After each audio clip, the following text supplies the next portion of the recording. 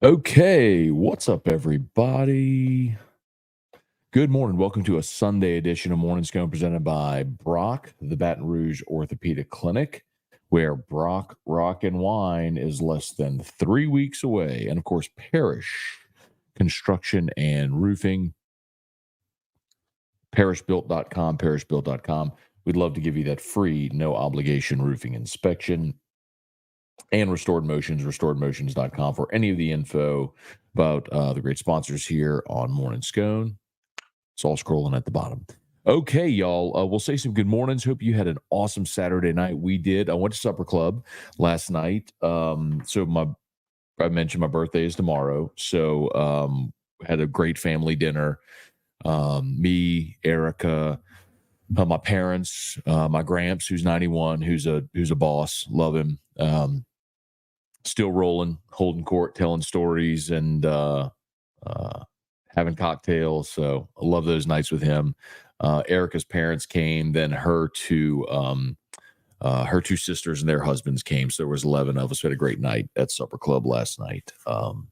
Food was phenomenal. Service, all that stuff is just out of this world. It's just such a great way to spend an evening. Highly recommend. 10 out of 10. Anyway, so did that last night. Then I got home after dinner and recorded Locked On. So there is a Locked On LSU bonus episode today, and that's where we'll start.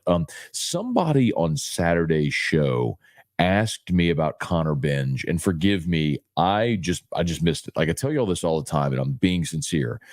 I'm one guy, and I don't always see everything. So a lot of times y'all send me stuff that I might have missed. So Connor Binge has become now the sixth pitcher to commit to LSU out of the transfer portal.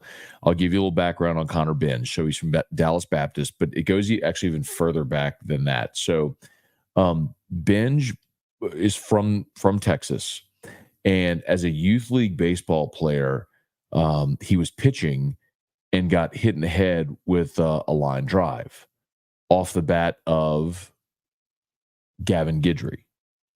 They were 12 years old when it happened. And I read this from Chaston Tavares on Twitter. So I want to make sure I give credit there. He had a subdural hematoma with a midline shift, is what it was technically called. There's pictures of him from the hospital after this happened and everything. Well, he and Guidry have stayed friends over these years, and now they're going to be teammates at LSU, which is really pretty cool.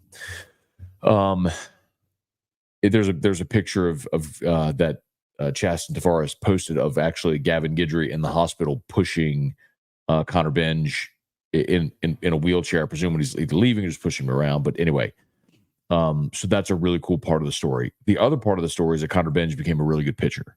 So out of high school, again, sort of an undersized guy, but a guy that went to LSU Eunice, and as a freshman was a third-team All-American, led Eunice in ERA, innings pitched, and strikeouts. In LSU, that was a Eunice team that lost like 5 games all year. So really good pitcher at the JUCO level at Eunice. Spent this year at Dallas Baptist.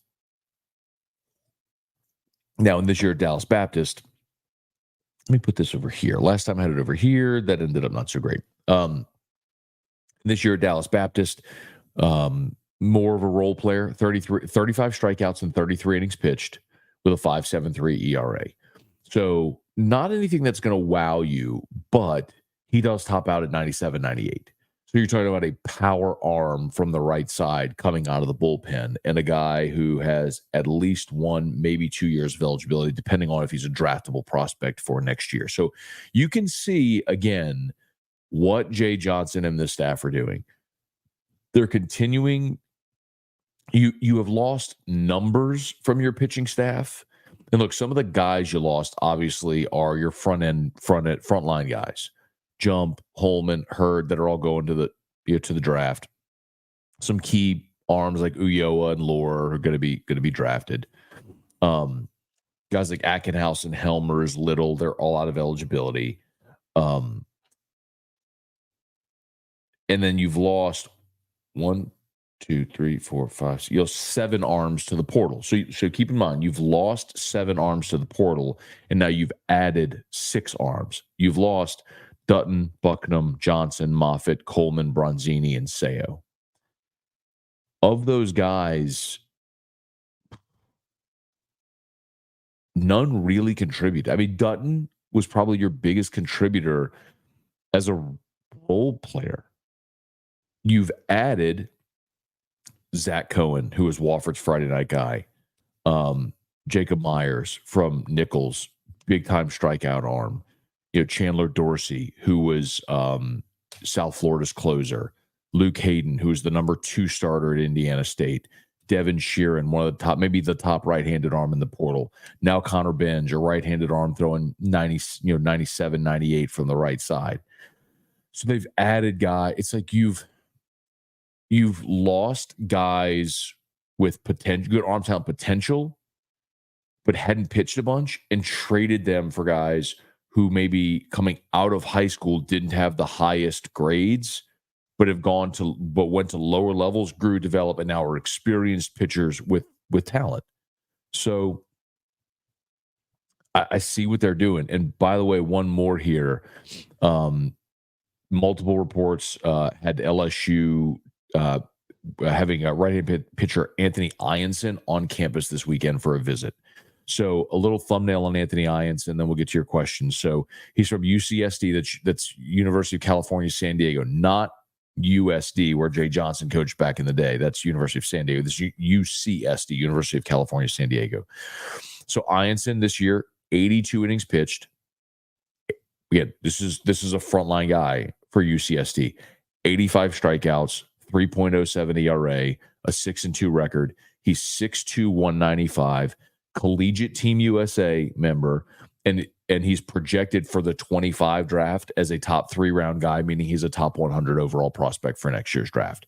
Fastball 95 to 97, slider at 83, curveball 77 to 79.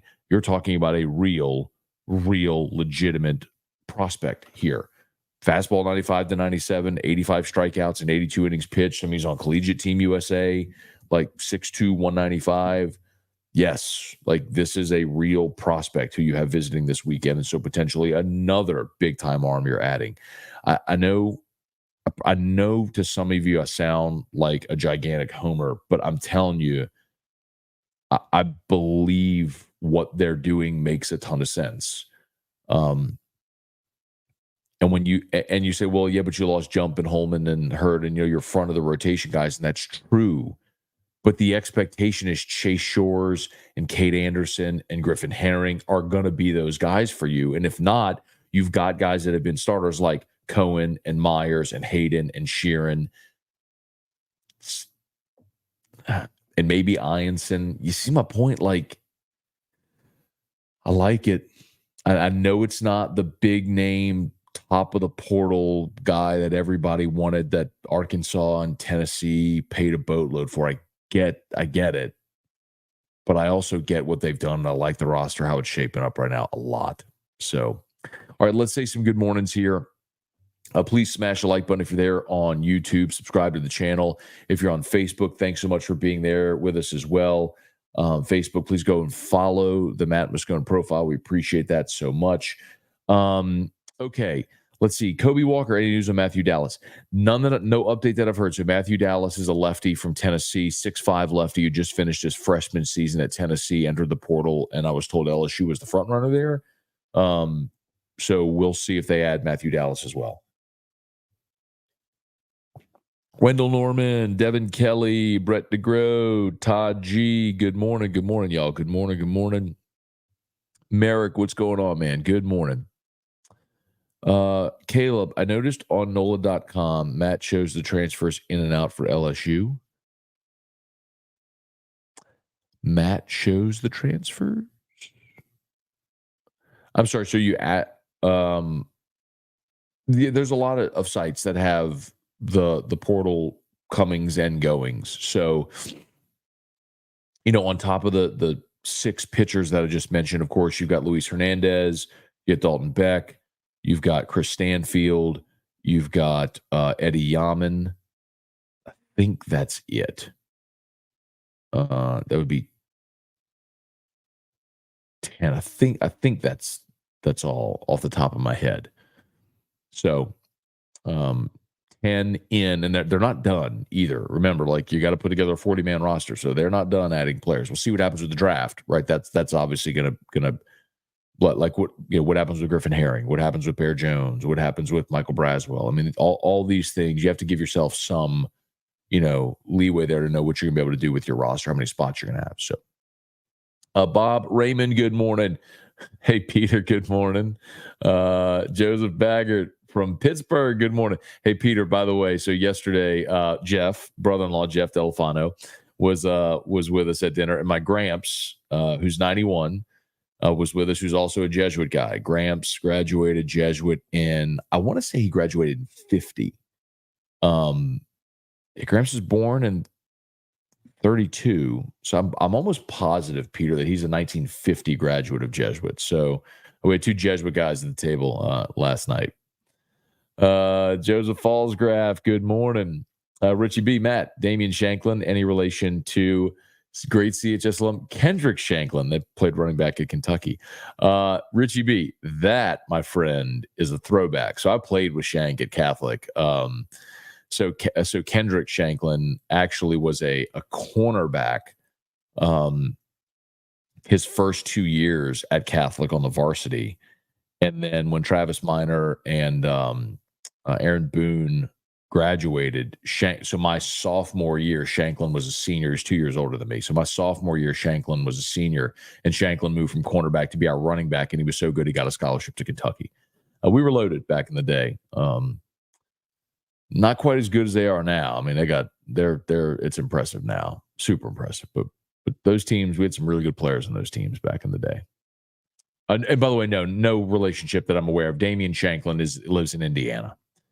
Larry Garner, good morning. Jonathan Martin, Austin Kidder. Hey, Merrick, good morning. Guys that are eligible for the draft and don't like where they get drafted, is there room on this team for them to come back? Yes. So it's a good question. As best I can tell, rough math, LSU's at around like 31, 32 players. So you've got about 8 spots, to play with here.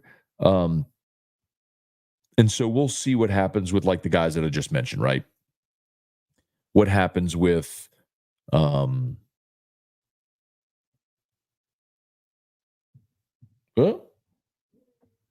Drew's awake. What happens with Braswell and Herring? Are they both back? What happens with some of the guys? What if you land William Schmidt? He doesn't sign. Of course, you have a roster spot for that guy. So so you've left yourself some wiggle room. Miracle Martinez, good morning. Hey, Dad, good morning. Great birthday meal last night. Yeah, we had a great night, man. Went to supper club. There was 11 of us. We had a great night. I mean, the meal was fantastic. Dad got the veal parm. A lot of people got the Chilean sea bass. Erica had lobster. Brother-in-law Jeff had lamb chops. I mean, I had a steak. I mean, it's phenomenal meal, man. Phenomenal meal. Kirk Taylor, good morning. Trey Potan, happy belated 4th. Patrick P. Morning. Has anyone detailed yet the LSU athletes in the Olympics, or is that segment coming? You know what, Patrick? I'm glad you mentioned that. So I'm back on air tomorrow for AFR, and I'll run through that. I'll make sure we do that. And something we do during the Olympics is our Olympic update. So we run through like the medal count and stuff like that. But I'll make sure that we also include what all the former LSU athletes in the Olympics are doing. I'll make a note. So thank you for that. That's a really good idea. I mean, and look, I haven't been on air and radio since the 26th, June 26th. So I was out Thursday, Friday, and of 2 weeks ago, then all of last week, and then obviously the 4th of July and this weekend. So I believe it's like 11 days. So it's been a minute since I've been on air, but I'm looking forward to being back tomorrow. Cliff, what's good, my dude? David, it's great they're collecting pictures, but what's the latest on the infield positions of need? Yeah, David, I mean, so I think one of the big questions is what happens with Braswell at this point, right? And I've told you, keep an eye on Another name to watch is Daniel Dickerson, kid from Utah Valley, infielder. Hit 340 with 18 bombs. And Eddie Smith, the head coach at Utah Valley, was on Jay Johnson's staff at LSU that first year, then got the head coaching job at Utah Valley. So that's another name to watch. But let's say hypothetically you get Braswell back. Well, then you got Braswell, Milam back as your middle infield. Tanner Reeves is a guy they really like, who's already part of this class. He's a JUCO guy who signed in the spring signing period. Tanner Reeves could play third. And then at first, if Bear Jones isn't back, which I think we're all expecting he won't be, they've added Hernandez, Yaman, and Dalton Beck, who any three of those could be first base DH. So I think two of those three will obviously be first base DH. So if Braswell doesn't come back, then you need to probably add someone there. You do have 5 infielders signed in this signing class as well. So what's to say that you couldn't have someone come in and win a job like Milam did? Something else will be interesting to see. And again, I want to be very clear. Like, I do not know anything here, but Kucherak entered the portal with a do not contact designation, which kind of suggests to me that he's just leaving his options open. So I wonder if that's someone who may not come back next year. Let's say hypothetically Braswell does sign and LSU doesn't add anybody else. Does Kucherak come back and try to win a job on the left side of the infield? Maybe. I think that's something, because if you're going to go into the portal with a do not contact designation, you're telling teams don't contact me. So that tells me he went into the portal just to give himself options in the and he went the last day. The last day the portal was open, he went in. So I think he went in to give himself options based on what would happen with the draft. And one of those options would stand to reason coming back to LSU. Again, I don't know that, but doesn't it make sense if you go in the portal with a do not contact designation? Like if you're going in the portal and you're not draft eligible, I mean, wouldn't you want teams to contact you, right? Anyway, so we'll see how that plays out. Kelly Gross, good morning. Taylor Hubert, morning, Matt. Hope y'all had a great weekend. We did, Taylor. Hoping for a great Sunday as well. My friend Michael, morning, Matt. Saw Jabari Antoine announce he's making his decision sometime this week. Also, I looked into Bengals, and he's a better per inning against Power 5 than non-Power 5. I guess you probably mean Connor Bench. Cool. Good tidbit there. And make no mistake, man, Dallas Baptist is a team that's faced the big dogs. I'll look this up real quick. I mean, here's who he pitched against. All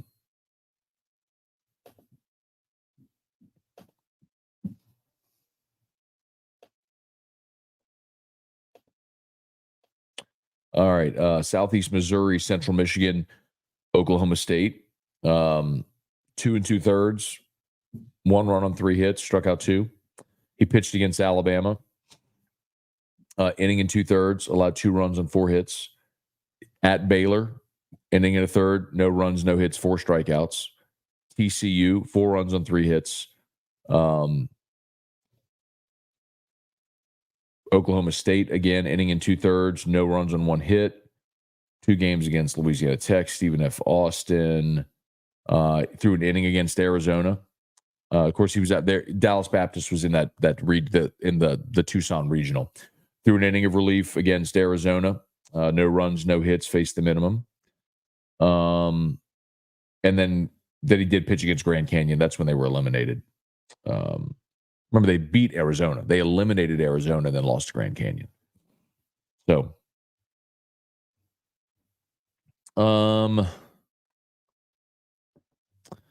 let's see. Coach Nate Green, Caleb Falk. Yeah, thank you, Caleb. I knew someone had mentioned it yesterday. So, and I mentioned at the beginning of the show that I missed it yesterday. So thank you very much for that, because I had missed it yesterday. And I'm excited about it, man. More to learn about. It's good get. Jason Horn, good morning. Stephen Miller, how about our guy Trey Morgan? 4 for 4 Friday night, 4 for 5 last night. Oh, my God. 384, primarily DHing and Fuego. 384. Is he in double A? Is Trey in double A or is he in high A? Let's see. Trey is in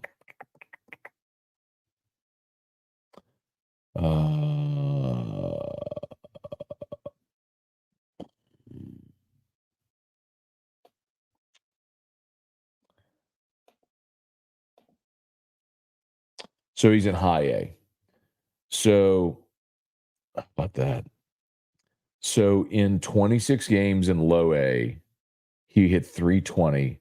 Now in 29 games in high A, he's hitting 384. Yeah, probably time for him to go up to double A. Excuse me. Ray Langlois, good morning. Brad David, morning. Is Richard Dixon going to do post game with Hannegriff again this year? I don't know, Brad. Good question. And I don't know. I don't program Eagle 98.1 game day, and I don't know who Hanny's got with him on post game this year. Should probably ask him that. I'll ask him that. Kyrie, what's going on, man? AMDG Gramps. What is AMDG? I feel like I should know that, but then I'm old. Let's see. AMDG meaning. What is it? AMDG. Okay, that's a Jesuit saying. Ad majorem Dei gloriam. For the greater glory of God. Got it. I guess that's a Jesuit saying. So Catholic, it's amateur Cor Jesu, which is love be the heart of Jesus. There you go, Peter. So I guess that's the Jesuit thing. There you go. Old 91 going on 92-year-old Gramps. Love it, man. Let's go. Oh, God. It's been a minute, Brandon. Morning, Matt. LSU defensive back target Cade Phillips committed to Texas. Saw that. Lots of misses. Is Corey's rep as a recruiter justified? Early results not good. Yes, Corey's reputation as a recruiter is justified because he's got a decade plus of validating that. Be patient. You're aiming for the best cornerbacks in the country. Go land two of them. They're going to be fine. Like, if in November you're sitting there with no cornerback commits, you're chasing 3 stars in Las Vegas, then I'll be concerned. I'm not concerned. Jason, I need that hat, Matt. I need to see if we have more of these, Jason. I know we did some like early run orders of a lot of different styles to see what were popular. I don't know if there are any more of these, but let me check on that for you. Ryan, are there culture issues under Jay? Just lost the strength coach, underachieved this year. Yeski seems to struggle with pitchers at times, big portal misses. Okay, so let's dissect that. Culture issues, no. You won a national championship a year ago.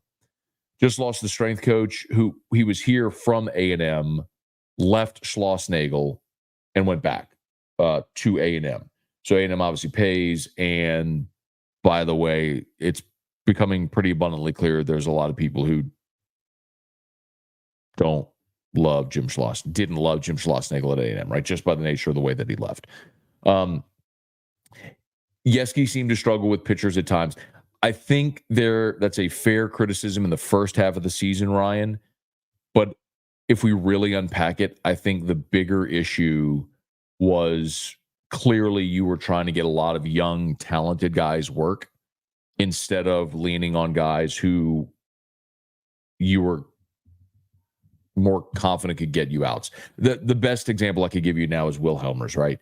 So guys like Cam Johnson and Aiden Moffett were getting innings early in the year and struggling with walking people and not pitching well. You saw Will Helmers in the most important game of the season, what he did. He was clearly able to get you out, but you had guys that threw 98 to 100 from the left and the right, and you were going to get those guys innings over a senior like Will Helmers, who was going to help you get outs, but you were betting on the come with the guys with the higher ceiling. Once you shortened your bullpen and you shortened your staff, I mean, they were really good in the second half of the year. That's undeniable. And then big portal misses. I mean, what do you mean, like misses on guys that they signed that didn't pitch well, or they're missing this year? Because missing on portal guys this year, like it's again, that goes back to like, can you see the forest through the trees? Pull back and take the 10,000-foot view. And it's not excuse making. It's true. Like guys like Zach Root and Gavin Keelan. I mean, you got outbid for these guys. A&M's retaining their guys. They sunk all their NIL resources into retaining their roster. I mean, what do you do there? I think it's way more convenient to look at what you're not getting than what you are. I'll keep going back to this. This isn't my opinion. Like D1 baseball, they put out, like every D1 baseball writer put out their 8 for Omaha. So every D1 baseball writer this week put out who they would project today to be in the College World Series next year. And literally every single one of them have LSU. I'm going to show you this. If you haven't seen it already, I probably should send myself this so put it on the screen. D1 baseball, way too early, 8 for Omaha. Look, every single one of the D1 baseball writers, all of them, every single one has LSU in the College World Series next year.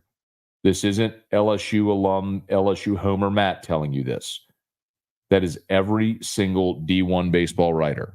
All of them have LSU in Omaha next year. Like, I don't think there's a culture problem. I think Jay's great. I think players love Jay. He's obviously a great recruiter. I think you have some really talented young guys that are trying to leave to where they can go get innings and at bats. It's competitive. It's the portal culture. Rocky Killian, what's going on? Yo, please smash the like button. Over 200 people watching live. Love to see that. Please smash the like button. Subscribe to the channel on YouTube. If you're there on Facebook, please follow along there on the Matt Scone profile and share the post. We'd appreciate that greatly. Shout out to Brock, y'all. Brock Rock and Wine, 3 weeks from yesterday in Tiger Stadium, presented by Audi of Baton Rouge. Very much looking forward to being there. Eric and I will be in that number. Hope to see all of you there. Get your tickets at brortho.com, brortho.com. And if you have any roof issues as a result of the rain this weekend or any roof issues at all, we'd love to help you out. Parishbuilt.com, parishbuilt.com. Brad, why did John Chavis ever get the opportunity to be a head coach? His defenses were good in his prime. Good question, man. I think sometimes you have situations and in that era where guys were career assistants. I think of like Mickey Andrews, who was a career assistant under Bobby Bowden at Florida State. I think Chavis was such a long-time assistant under Fulmer at Tennessee.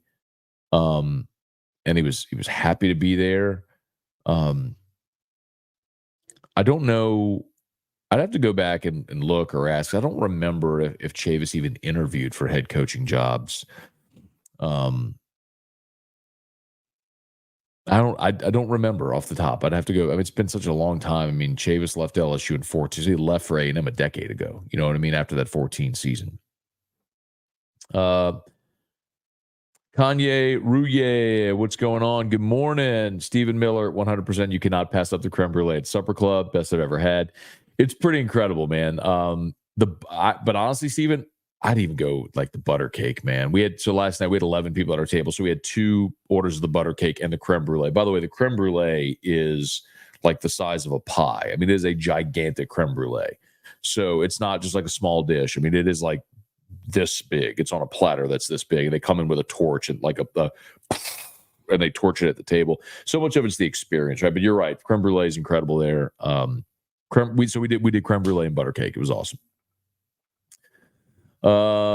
Devin, did y'all split the check? I hate to see the bill and have to sign that one off. Honestly, I tell you this about Supper Club. I'm dead serious. It is if you go to listen, you can have like they have the Japanese, the omi beef, which is $250, right? That comes from the farm in Japan. That's 400 years old. The stuff that the Emperor of Japan eats, they fed it to samurai 400 years. It's incredible. I mean, they have those things on the menu if you want to get it. They have $200 caviar. I mean, they have those expensive things if you want it. If you want to get a prime filet, You want to get a piece of Chilean sea bass. You want to get the veal parm. I mean, all those things cost the same as they would at any fine dining restaurant. So like you can eat at Supper Club. That's a big misconception. Like people think, oh, it's so expensive. It's no more expensive than if you were to go to Ruth's Chris or Mansour's or Jubin's or Rufino's or whatever fine dining restaurant in town.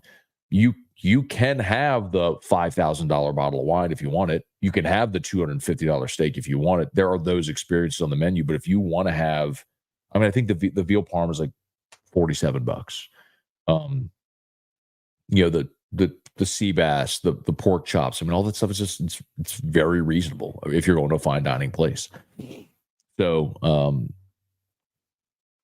our per head, I don't even know what our per head was, but it's not. I'm telling you, man.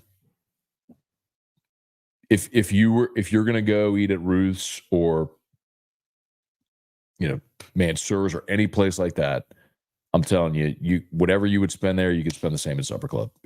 You want a bottle of wine, some apps, dessert, you could do it. Kyrie, morning, Ung, been a while. Wanted to say Bronny James isn't the first late second rounder to get guaranteed millions. Definitely won't be the last for the new CBA. Kyrie, look, man, someone asked me about Bronny the other day, and I do not have a strong emotional feeling about Bronny either way. The only thing I feel kind of badly for the people criticize him because it ain't his fault. He didn't do anything wrong. I think it is absurd to give a second rounder a 4-year guaranteed deal when second round picks don't get guaranteed contracts. But who cares? Every single game in the NBA, there's guys that are DNPs, right? Coaches' decisions. So if you want to let Bronny James sit at the end of the bench for the Lakers as the last guy on the end of the bench, so that you can do something historic and let LeBron play with his son and become the first ever father-son duo to play in the NBA. Okay. I don't care about the Lakers anyway. Cool. Dane, good morning. Lewis, good morning. With Disney owning the TV rights to the Iron Bowl, could we see that in the future with games like A&M Texas or Michigan Ohio State? Do you think this is a good idea?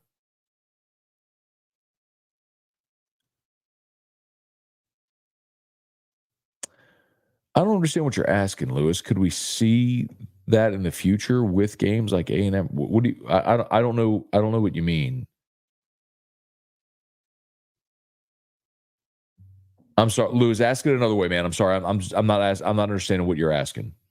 Rick, Matt, of the 7 pitchers we've got for the portal, how many are lefties? Well, I know one thing they wanted to do, Rick, was intentionally add righties.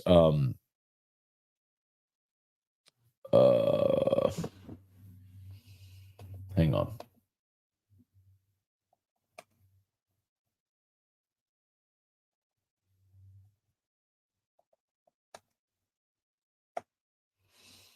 All right. Here you go. I think they're all right. Benj is a righty.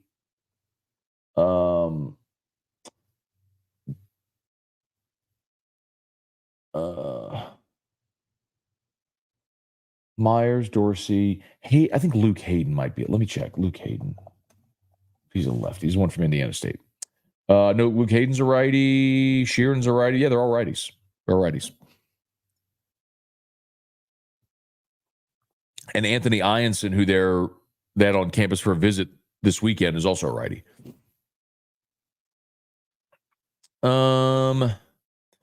Trivia. Good morning, so Matt. You can stop tweeting when you start the show. I guess I could do that. You know what? Trivia. Yeah, I need to start doing that again. Sorry, I don't do it during the week because I don't tweet the link during the week when Hester and T-Bob are on. But I usually do during the weekend, and I think I forgot to do that. So my apologies. Little out of sorts of vacation and everything. Kyra said, for anyone who thinks Bronny was never good enough to be a draft pick is ignorant. I mean, Kyrie, look, man, Bronny was like the seventh best player on a very average USC team, and he averaged 4 points a game. To your point, like, would he ever be good enough to be a draft pick? Sure, maybe. Nas Reed went undrafted, man, and he was the sixth man of the year. So could you continue to get better? Yes, but like, if we're being very, very honest with each other, Bronny James isn't a draftable player this year. The guy was the seventh best player on a mediocre team, averaged 4 points a game. Like, he's not a draftable prospect right now. He got drafted because he's his dad's kid, and I don't care. That's fine. And maybe he grows into becoming a good, role player off an NBA bench. But let's be very honest. That kid should have gone back. Like, if his name was Bronny Smith, he should have gone back to school. And if he was hell-bent on leaving school, then he should be playing overseas somewhere or in the G League, best case scenario, earning a two-way contract. Like, he got a fast track because of his name. I mean, it's nepotism at its best or worst, however you want to say it, but I genuinely don't care. Trivia, good morning. Oh, sorry, I read that one. Jeff, what up, my dude? Hope you're doing well. Have a great Sunday. Armani, Kucherak, in my opinion, heard Keelan was being sought after and ran. I hope he comes back. I believe in yourself more. I don't know that I'd put it that way, to say you ran. I think it's just smart to give yourself options. Joey B19, it's concerning. Very few, if any, of our portal ads have experience playing a power conference, much less SEC experience. Why is that concerning? That's the thing that I would say. So, like, okay, Dutton, Bucknam, Johnson, Moffitt, Coleman, Bronzini, Seo, 7 guys, all from LSU. They got SEC experience. Let me ask you, point blank. All right, who is that again? Joey B19. Point blank. Would you rather Sam Dutton or Zach Cohen? Similar in stature, veteran righties. Dutton or Cohen? Cohen was the Friday night ace for Wofford this year. Really good changeup.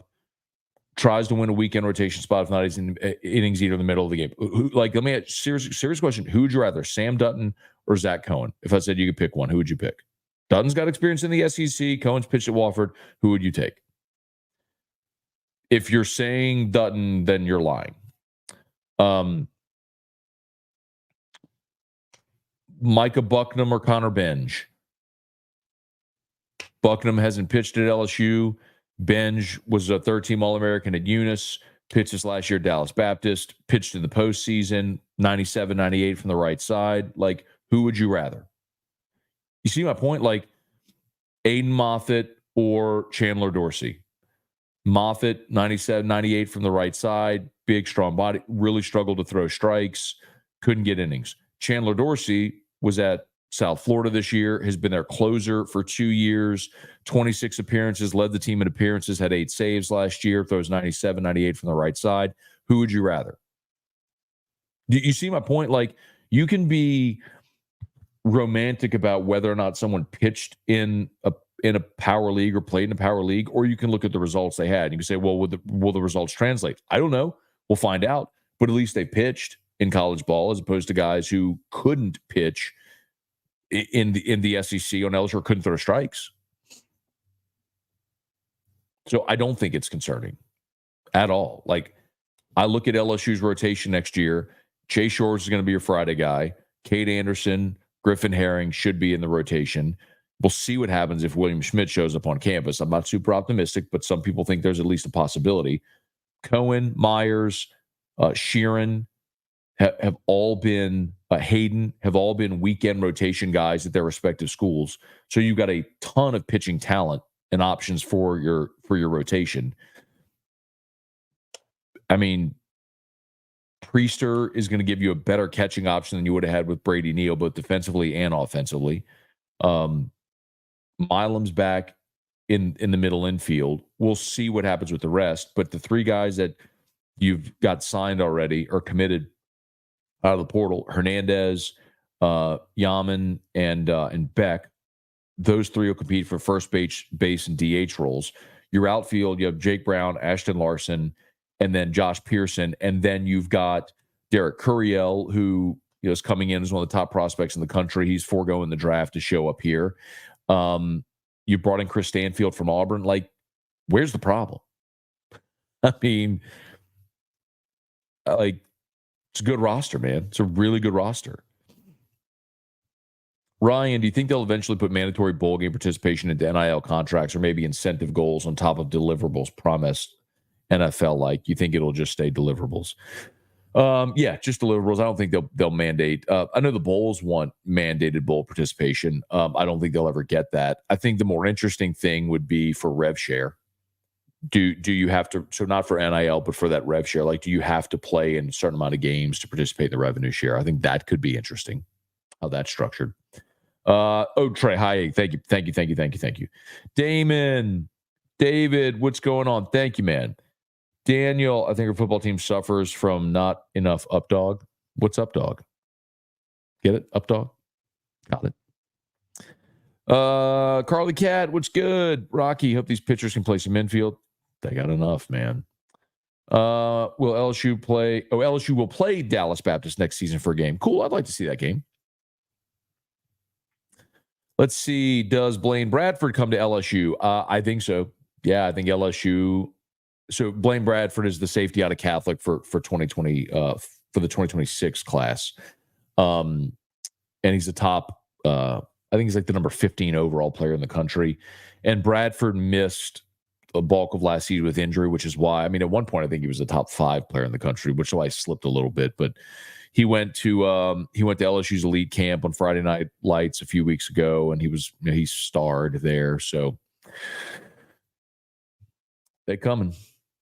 Daniel, glad to have you in the morning, Matt. T-Bob and Jake are batting like 300 terms of going to work lately. Hey, look, for real. It's why, like I told those guys, I talked to Jake last week because he went to Mobile for the Senior Bowl Hall of Fame and brought his oldest son Jackson with him. And then he got back and was like, man, I just need a couple of personal days. And so T-Bob filled in, handled Monday, Tuesday, and it's all good, man. Like we work so, like there's no such thing as a day off from like August through February. And it's not just your 9 to 5. The weekends are work days as well. You're really never off for half the year. So I tell everybody, like, take your vacation, like go. If you want to go somewhere, if you need a day off, like take it in the summer. Really from the time LSU baseball ends until the time we go to media days, it's like, you got about 6 weeks from, well, depending on when LSU baseball loses, right? When the season ends to go take your vacation. So I'm with you on that, but I'm good. I'm good with it. Jason Horn, Nate Diaz won last night. I saw that Diaz and Masvidal in a boxing match. Diaz won by decision. Brian Claus, if in December Raymond misses on Pickett and Antoine, then you can question him until then, let things play out. That's fair. Or even not just Pickett and Antoine, just let's see what the class looks like, right? Ryan, remember when people were crapping on Bo Davis for not getting defensive linemen out of the portal? Now he's dominating high school recruiting. I'm not worried about Corey. They'll come. Yeah.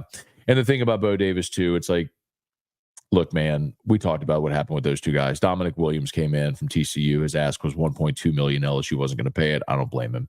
And then the kid from Michigan State, whose name I always blank on, who ended up going to Miami. I always blank on this kid's name. Simeon Barrow. LSU, when they missed out on Dominic Williams, upped their offer to Simeon Barrow. It's a very healthy offer to Simeon Barrow. And one of the assistants at Miami, whose son plays for LSU, might have told Simeon Barrow that he doubted LSU's ability to pay the NIL number that he had been offered. So a little negative recruiting there. Gary, good morning. Reed Rule, happy Sunday. Has the Ole Miss third base Fisher decided his destination yet? Not that he's announced publicly, Reed, but I'm told he's going to Tennessee. That he's him and Doyle, the lefty from Ole Miss. The two of them are like roommates at Ole Miss. Apparently they both. I mean, I was told a number that they got.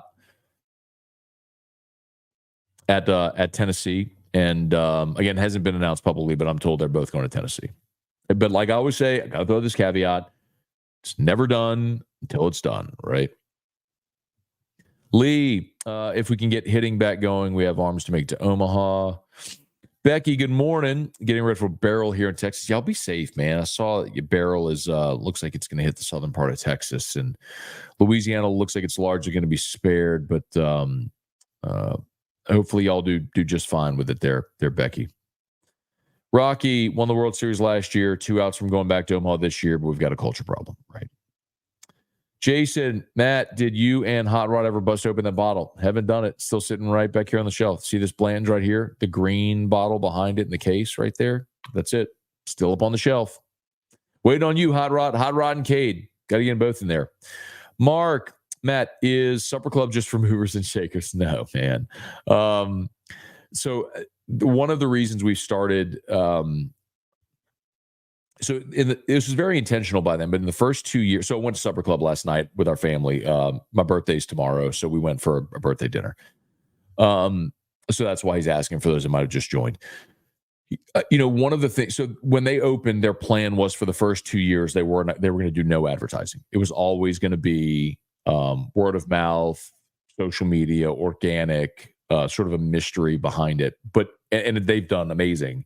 But in so doing, some misconceptions have formed like that. Like, do you have to be a member?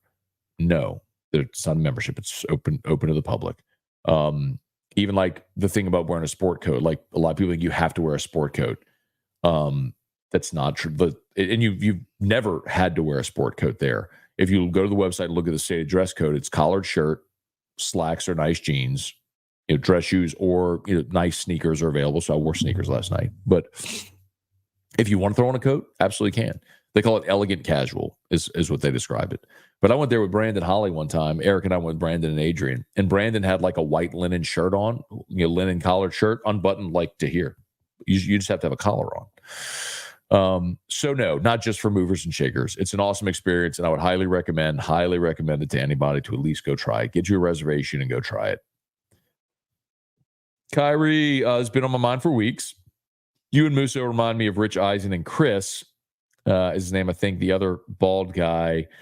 You guys' dynamic is very similar. You know what? I guess thank you to be compared to a national broadcaster. I don't watch Rich Eisen's show, so I've seen clips of it, but I just don't know the dynamics. So my apologies for that. But I would assume that's a compliment. So thank you.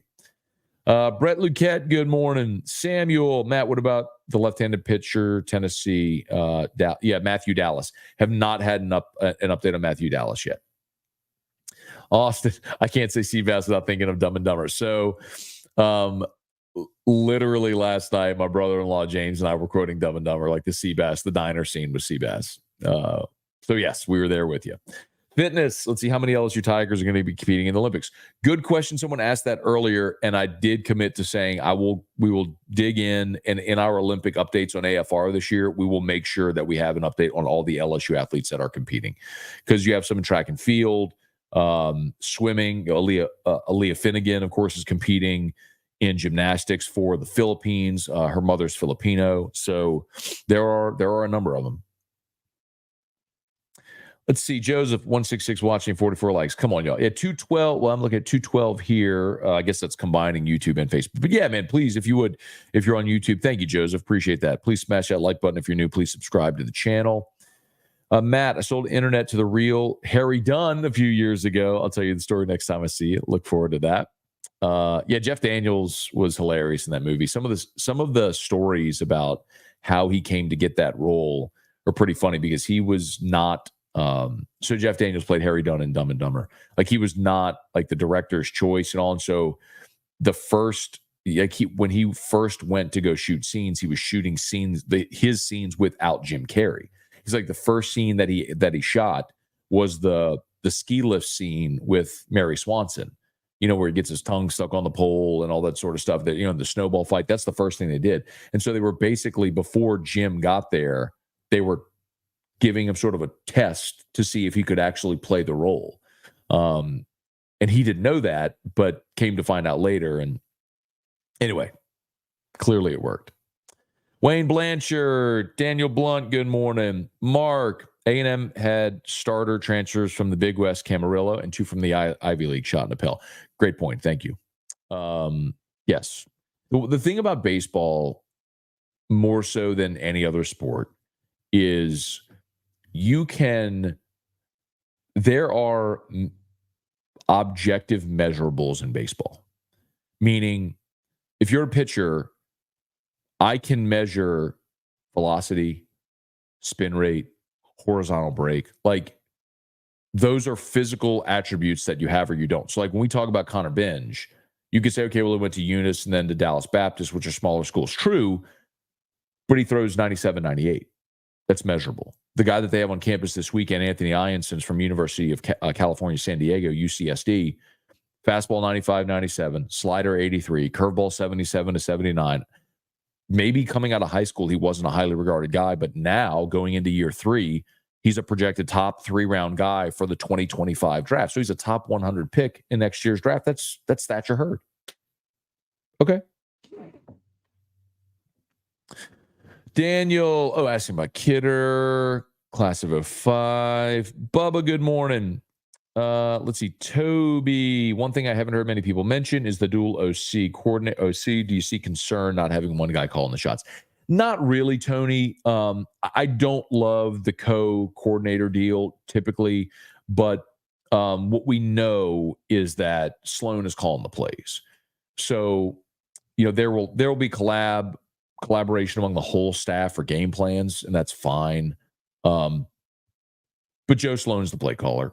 And so that I think would be the bigger concern. Like, when you have co-DCs and you're not sure like who's the guy actually making the decisions on game day, like that's a little more concerning. But when you have co-OCs, sometimes it's in title and salary, and you have to have the title to have the salary. So, and I'm fine with that as long as on game day, there is one clear voice and who's calling the offense, and you have that. LA Chris, what's up, OG? Have you ranked top 10 SC quarterbacks yet? No, I haven't done a ranking like that. I mean, if you asked me who I would take at the top, I would take Quinn Ewers. I am not high on Jalen Milroe, and that's not just an anti-Alabama thing. Like, I just don't. He's a phenomenal athlete. And he was really good throwing the deep ball last year. But in watching Bama, it certainly felt like, well, it's easy to be good throwing the deep ball when your receivers are open by 5 yards. Watching Milroe struggle against Michigan, throw for like 115 yards. I'm going, man, against better defenses, just wasn't good. So,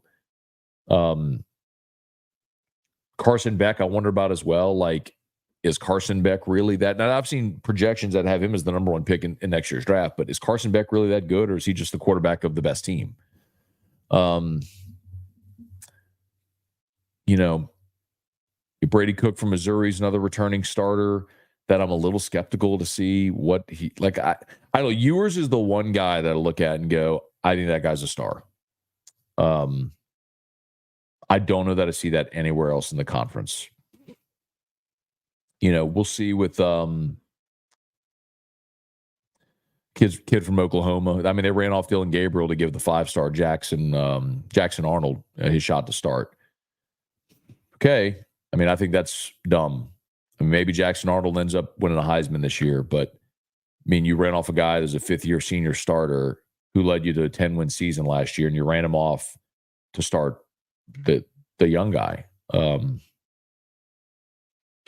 I mean, LSU would have wanted, like, LSU fans might have wanted to do that a few times, right? When Brennan came back and Daniels came in, instead of having Nussmeier, Daniels coming back this past year, instead of given Nussmeier the opportunity. You lost Walker Howard because of that, but Daniels won a Heisman. I mean, I think I'd rather the 5th-year guy who started 30, 40 career games, Anyway. Let's see. Please smash that like button. Let's see. Daniel, Matt, has the agent market blown up the last few years? Who's helping these young people manage their money? Well, it's 2 different things. Managing your money, I mean, that would be financial advisors, but agents, a lot of the athletes do have agents now to help negotiate their NIL deals and opportunities. The challenging part of that, though, is the agent typically doesn't get paid until they become a pro. And so you're playing, agents are playing the long game with those prospects. Neil, morning, Matt. What are the plans again for Vegas? My wife and I will be traveling for the game. Wanted to come to the post game. Cool. Yeah, man. We'll be at the MGM Sportsbook inside of the Mandalay Bay. So that was originally the team hotel. The team moved though to a Resort World now, but we'll be doing our shows at the MGM Sportsbook. There's a studio there, MGM Sportsbook inside of Mandalay Bay. Daniel, you think Gordon offers financial services? I don't think so, no. Deadeye Jed, Geske got Christian Little to throw strikes, and you could see the improvement. That's true. Little's improvement throughout the year. There was a lot of guys that improved throughout the year. Sambo, morning. Braswell comes back. We still need a glove at third? Do you see Guidry in the infield? Do not see Guidry in the infield, no. Does Pearson move to second? I think that's a possibility, but unlikely. I think if Braswell comes back, he plays short. Milam's at second. We've run through the guys that you've signed that are first base DH guys to go battle it out. And the guy that we're not talking about is Tanner Reeves. And then you've also got freshmen coming in this class. You've got a handful of guys already signed in this class that could compete for an infield spot. And Daniel Dickerson is the other name that I'll continue to mention. So, again, I don't know if LSU's offered, but just when you look at who's available in the portal, you have an obvious connection there with Eddie Smith being the head coach at Utah Valley. He'd been on Jay's staff at LSU. Dickerson was a Dick Hauser semifinalist this year, hit 340 with 18 bombs, can play anywhere in the infield. So that's another guy I'd say keep an eye on. Okay. Reed, Scone, what's the word on Caleb Jackson? I think he is the breakout guy offensively this year, and I'm very much looking forward to seeing him get 200 carries this season to see what it looks like. Cliff, one of my friends who listens, asked me about the mic you use. I said RE20. Is that right? Yeah, RE20, not 320. RE20. Yes. It's this is the mic we have for all of in studio. At our ESPN studios.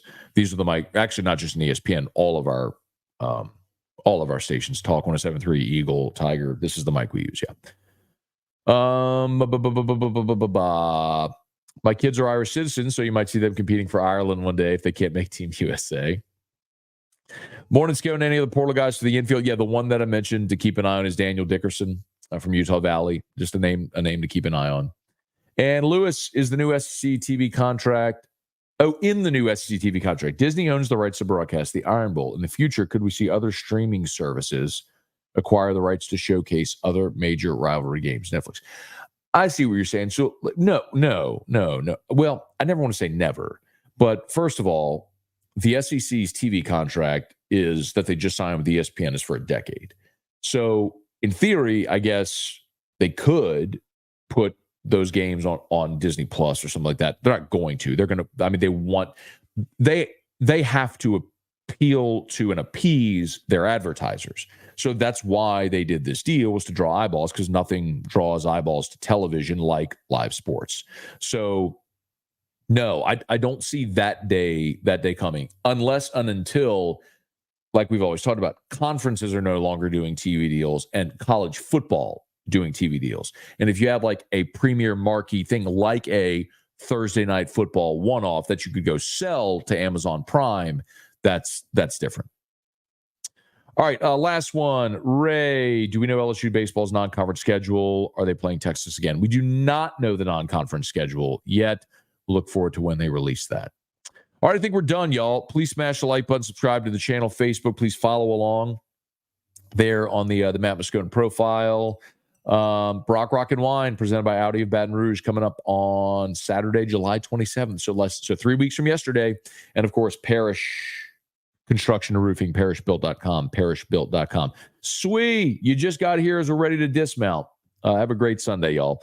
I'm going to get to church and we'll have a great day. And hopefully y'all do the same. And looking forward to being back on AFR tomorrow. By the way, Locked on LSU, Locked on LSU, Locked on LSU. However you get your podcast or YouTube, Locked on LSU, Locked on LSU.